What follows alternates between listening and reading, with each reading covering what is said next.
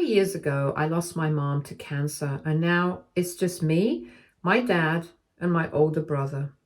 Since mom's death, my dad has not been the same person. He truly loved her with all his heart, and the loss has devastated him in ways that words can hardly capture. It's clear that he has never fully recovered, and the grief has taken a deep toll on his emotional and mental well-being. Watching him struggle has been incredibly painful for me. For the past 2.5 years, I have devoted almost all of my time and energy to taking care of my dad. I used to have a job and a life far away from home, living independently and pursuing my own path. However, seeing the state my dad was in after mom's death, I felt like he needed my help. I made the decision to move back home to support him and be there for him during this difficult time. My older brother, on the other hand, has his own family to take care of. He's married and lives in another city with his wife and children. Because of his responsibilities and commitments, he decided not to move back in with Dad. That meant the responsibility of taking care of our father largely fell to me. And while it hasn't been easy, I've tried to do my best for him. Anyway, for 2.5 years, I poured my heart and soul into taking care of my dad. I tried to support him in every way I could, but it was far from easy. My dad used to have a habit of drinking and gambling. Years ago, he gave them up for my mom, but after her passing, he seemed to lose all motivation and slid back into those harmful habits. My dad wouldn't shower for days, often refusing to eat the food I prepared, and was essentially a shadow of the man he once was. It was heartbreaking to see him like this. I took care of all his meals and medications, ensuring he got the care he needed despite his resistance. I would drive to the bar to pick him up late at night, often exhausted from my own day, but still showing up for him. I kept a vigilant eye on him at all times, worried he might harm himself. Anyone who has been through a similar situation will understand how emotionally, physically, and mentally draining it is to care for a grieving, self-destructive parent.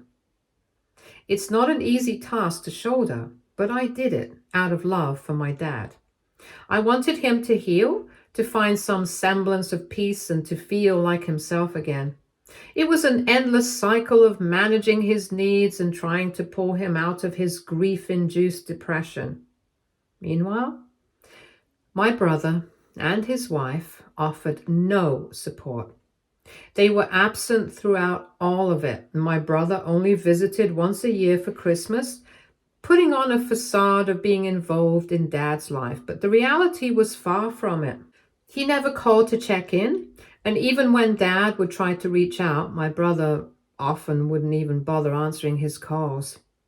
It was deeply frustrating and hurtful to see how disconnected my brother was, leaving me to manage everything on my own while he went on with his life as though nothing had changed after Mom's passing. Anyways, the issue arose when it came time for my dad to write his will and divide his estate. My mom had always told me that she wanted both my brother and me to inherit equally because we were both her children and she believed in fairness. For context, the house my dad currently lives in originally belonged to my mom's grandfather. It was a wedding gift to her and eventually came under my dad's name after her passing. Naturally, I assumed that he would honor Mom's wishes and leave the house to both my brother and me. But to my shock, my dad informed me that he planned to name only my brother as his sole successor for the inheritance. Not just the house, but all of his financial assets and savings as well. Everything was to go to my brother. I was completely taken aback. Let me clarify a bit. I'm not a greedy person. I wouldn't have cared if he had chosen not to give me any money. But this decision didn't make sense to me. Why would he favor my brother who had been so distant and uninvolved over me, the person who had been by his side every single day since Mom's passing. Why was I being excluded after dedicating so much of my time and energy to taking care of him when he needed it most? When I asked my dad about his reasoning, his response shook me. He said that leaving me any property or money would be a waste because, unlike my brother, I don't have a family of my own. He called me a childless woman and told me that since my brother had children, they could make better use of the inheritance.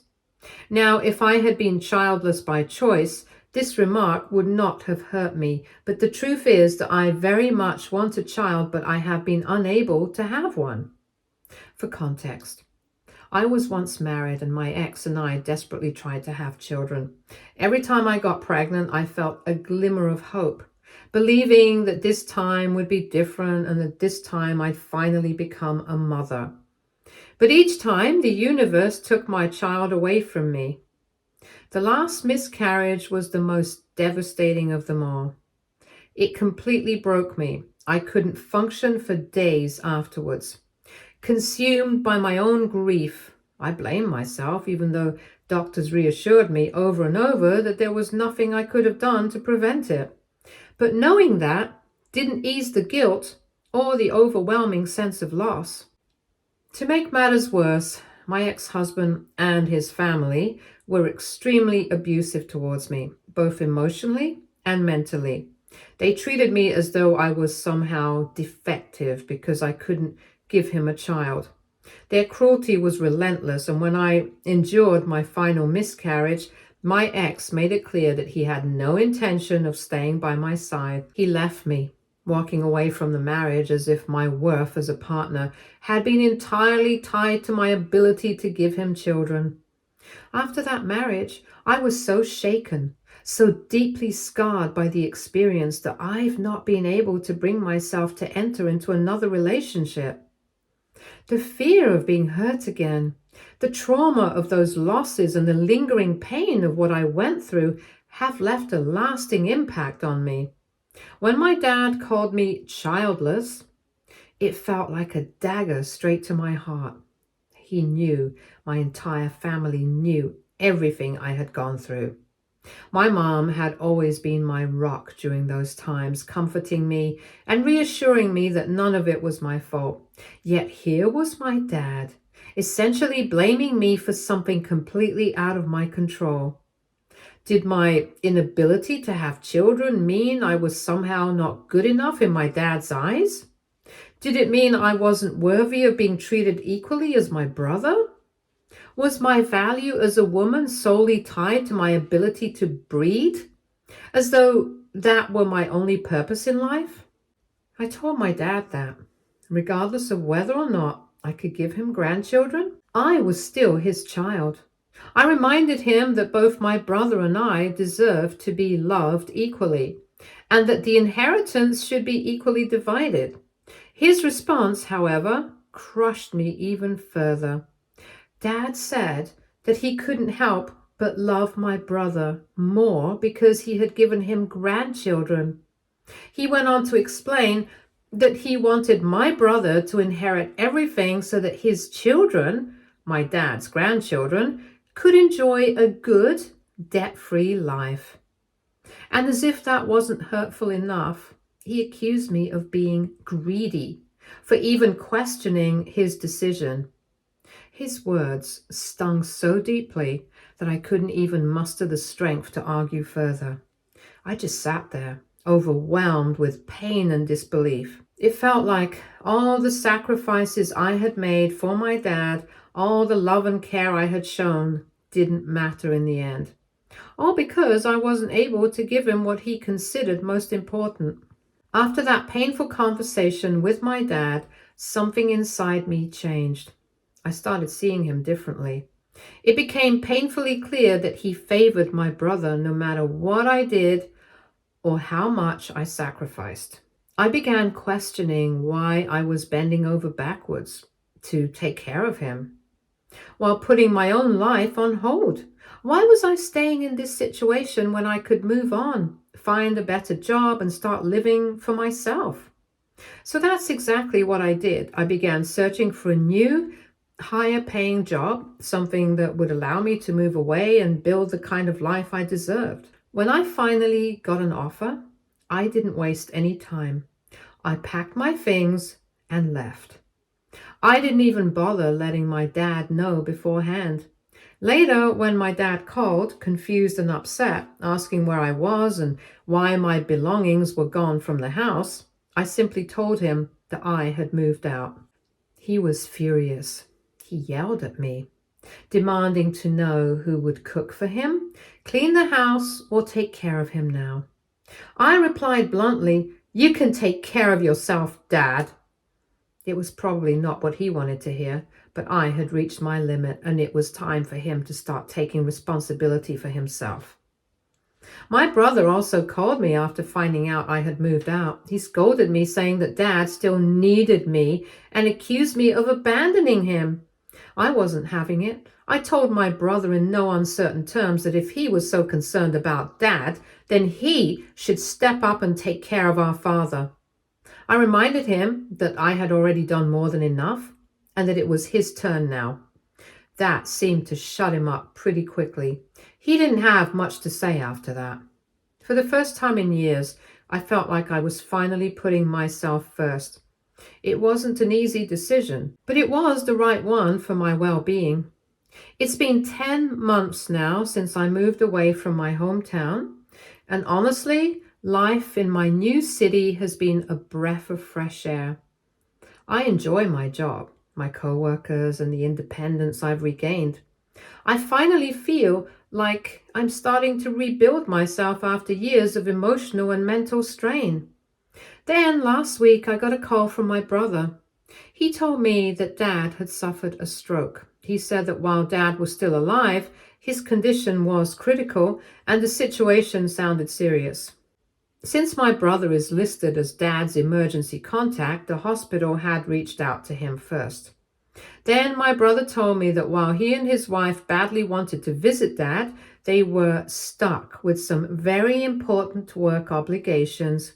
He asked me to fly back home and take care of Dad until he could find time in his schedule to come down. My brother emphasized that me taking care of Dad this time would be temporary, as though that made the request any less frustrating. After all this time, after everything I had gone through, he expected me to drop everything again and take on the responsibility that he and his wife were unwilling to shoulder. It was like history repeating itself, with me being the default caretaker while he got to dictate terms from a distance. I asked him to elaborate on what he meant by temporarily. My brother finally admitted that Dad now required round-the-clock care due to the severity of his health condition. Then he mentioned that his wife was pregnant again, so he could only stay with Dad for a few days even when he visited. So essentially he was asking me to move back in with Dad and take on the responsibility, at least until alternate arrangements could be made in the future. At this point, I refused outright. I told him firmly but calmly that while I didn't mind going to check on Dad for a few days, I couldn't and wouldn't stay longer. I suggested he hire a full-time caregiver or nurse to provide the care Dad needed and pay for it himself, since I was no longer in a position to take on that burden. My refusal didn't sit well with my brother. He became furious, accusing me of being selfish for refusing to take care of Dad. He told me that my work was not as important as his and suggested I should either take an extended leave of absence or even quit my job entirely to prioritize our family. He went on about how families should come first, as if I hadn't already sacrificed years of my life doing exactly that while he contributed next to nothing. I reminded my brother that Dad was his family too, and that he was essentially trying to hand off his responsibility to me, while he and his wife continued to live their comfortable lives. I pointed out that I had already spent 2.5 years taking care of Dad, sacrificing my own life and career in the process, while he had done almost nothing to help during that time. That didn't go over well. My brother became angry and accused me of being immature for keeping score. He even went so far as to say that if Mom were alive, she would be ashamed of me for refusing to take care of Dad. His words were meant to guilt trip me, but they only fueled my frustration further. I snapped back, taunting him that if Mom were alive, she'd more likely be ashamed of him for avoiding his duties as the oldest child and trying to force his sister to handle everything. It wasn't my responsibility to always keep taking care of Dad, especially after all I had already done. Since that argument, my brother has been cold and angry towards me. He's still trying to pressure me into giving in to his demands, acting as if it's somehow my duty alone to manage everything. But I've stood my ground. I refuse to be manipulated or guilted into sacrificing my well-being again for people who seem to think I'm an endless resource they can exploit. AITA? Update 1. To clarify a few things. I'm not just angry at my dad for leaving everything to my brother. I'm also deeply hurt and frustrated by the fact that he never acknowledged what I did for him. All those years, all the sacrifices I made, he never truly recognized or appreciated them. It feels like everything I did for my dad meant nothing in the end. Growing up, my dad was never a truly present parent. It was always my mom who took care of me and my brother. She was the one who showed up for us, who supported us emotionally, who made sure we had what we needed. Both my brother and I were always closer to Mom because of that. She was the one who held everything together while Dad was often distant and preoccupied with his own things. When Mom got cancer, both my brother and I did everything we could to be there for her. We visited her as much as possible, trying to offer comfort and support, but ultimately it was her that we leaned on, not Dad. After her passing, I was left with the choice of moving on with my life. Just like my brother did, he returned to his own family, resumed his routine, and continued living life as though nothing had changed. I made the difficult decision to leave my job and return to my hometown, accepting a low-paying job, simply so that I could be close to my dad and take care of him. My dad used to come home drunk every single night, and when he was intoxicated, he would become aggressive and a real nuisance. It wasn't just the drinking that was a problem, it was the way he squandered all of his money on gambling and alcohol, often leaving us in a financial mess. He never hesitated to ask me for more money, as though I was obligated to give him whatever I earned. Despite all this, I took on the responsibility of cooking for him, cleaning up after him, and making sure his bills were paid. I was the one who made sure he had everything he needed, and it felt like I was doing everything on my own. Meanwhile, my brother didn't lift a single finger to help. Yet, for some reason, he is the child who gets all the praise and love from Dad just because he has children and I don't. The fact that I had sacrificed so much seemed to go unnoticed. It was as if everything I did didn't matter as much just because I wasn't a parent. This is clearly unfair. This is why I don't want to give up my job, put a stop on my life, and move back in with my dad again. Update 2. I visited my dad this week and it was an emotional experience. The stroke had a significant impact on him, especially on his ability to speak. He struggles a bit with his words and speaks more slowly now, but the doctors are optimistic that with the right lifestyle changes, he'll be able to regain most of his previous abilities and return to a more normal life. When I arrived, my dad looked genuinely happy to see me. I gave him a hug and he slowly told me how much he had missed me over the months.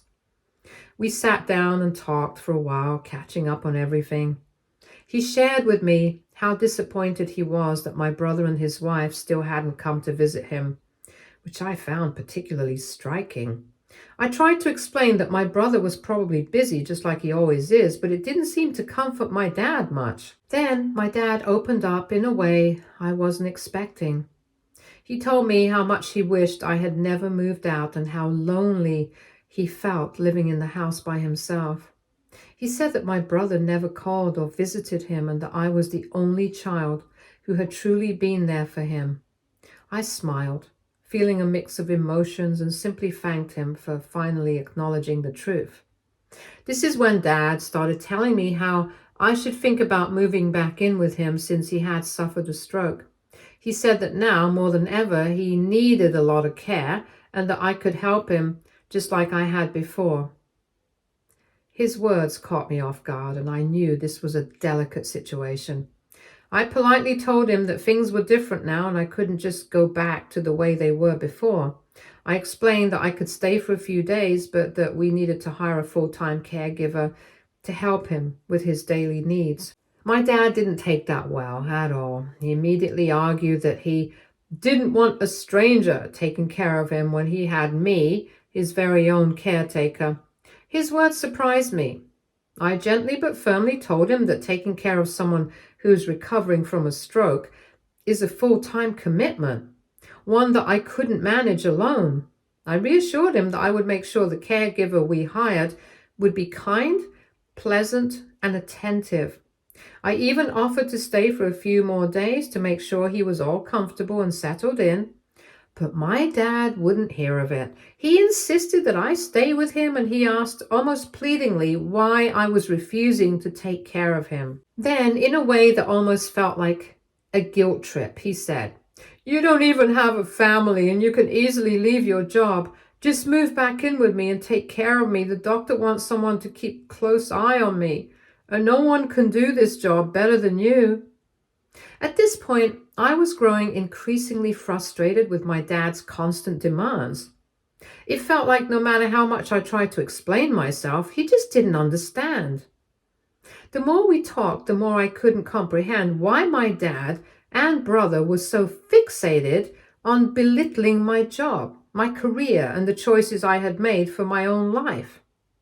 It was as though they expected me to drop everything, bend over backwards, and sacrifice my own happiness just to take care of them. No questions asked. Finally, I couldn't hold it in anymore. I asked my dad, "Would you have spoken to my brother this way? Would you ever expect him to give up his job and family just to move back in with you?"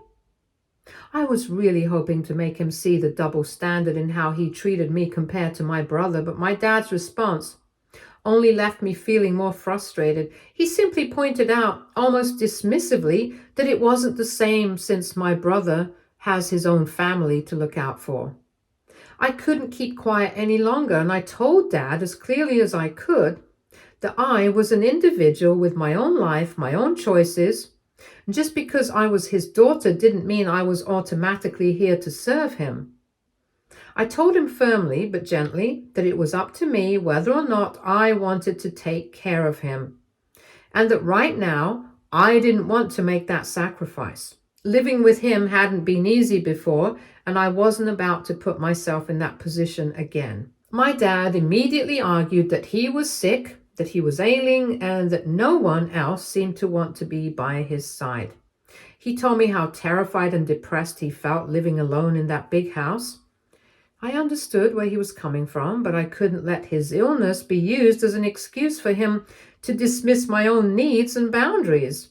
I told him that, while I sympathized with his condition and wanted to be there for him, it didn't mean I was willing to drop everything and uproot my life again. I promised him that I would call him regularly, check on him, and make sure he had everything he needed, but living with him wasn't an option. Yes, I cared about him and wanted the best for him, but that didn't mean I had to give up my own life and happiness for his comfort. The expectation that only I was supposed to make sacrifices while my brother continued with his life without the same pressure was something I just couldn't accept anymore. It felt like he was trying to manipulate me into feeling guilty for wanting to live my life, and that wasn't fair. I knew I needed to stand my ground. At that point, my dad accused me of holding a grudge against him, especially because he had decided to give his inheritance to my brother. He seemed to think that because of this, I was being unreasonable and unhelpful. My dad tried to manipulate me, saying that one day when he would be gone, I would regret not helping him out. But I wasn't going to let him guilt trip me. I had spent so many years trying to be there for him, taking on responsibilities no one else would. And now that I was setting boundaries, he was using every trick in the book to make me feel guilty. I stood firm in my decision. I told him that his inheritance choices had nothing to do with my feelings in this situation. This was about his actions and the choices he had made throughout his life. The way he had treated me differently than my brother, the way he had expected me to drop everything and care for him without even considering my own needs, was what had brought us here. I reminded him that his current situation was the result of his own actions, and it was time for him to take responsibility for that. I knew this wasn't easy for him to hear, but it was the truth. He needed to realize the impact of his behavior and start taking accountability. Anyways, even after that conversation, I stayed with Dad, true to my words. Eventually, after Dad was released from the hospital, I brought him back home and have been taking care of him ever since. It's been a lot of responsibility and it's not an easy task, but I've been doing my best to manage everything. I've also been searching for a full-time caretaker to help Dad once I fly back, as I can't afford to take any more leave at my job. Tomorrow my brother is supposed to visit. Yes, you read that right. Throughout all this, my brother has not yet visited even once. He does check up about his health with me, but he made no efforts whatsoever to come and see Dad at the hospital. Now, when Dad is back home, my brother is finally coming to visit. Honestly, it's hard not to feel a bit frustrated about this, since I've had to take on so much, while my brother has remained absent as usual. I guess tomorrow will tell if his visit is going to be more of the same, or if he's finally ready to step up and contribute in some way. Update 3. It's been a while since I last updated anyone, and I know some of you have been wondering how things have been going. For everyone asking, no, I didn't move back home with Dad, no matter how much he and my brother pleaded with me.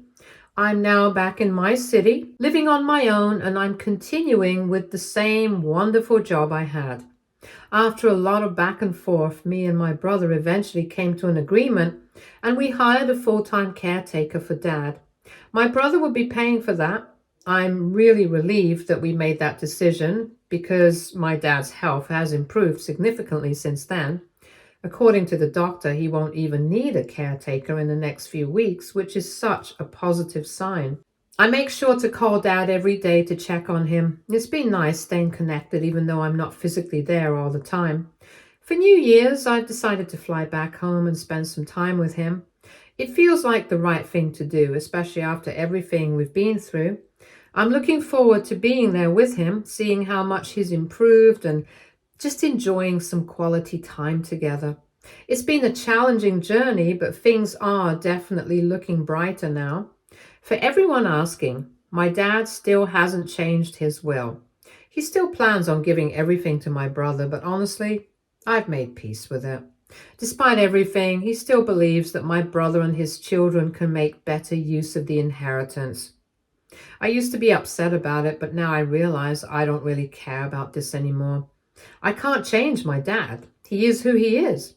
What matters most is my own life and what I'm building for myself. Currently, I'm working hard at my job and saving money and focusing on my own future. I've come to accept that I don't need my dad's inheritance to be okay. I'm capable of taking care of myself and creating my own path. So I'm confident I'll be fine no matter what. Things are going in a positive direction, and that's what matters for now. Stay tuned for more stories from Argo Relationships.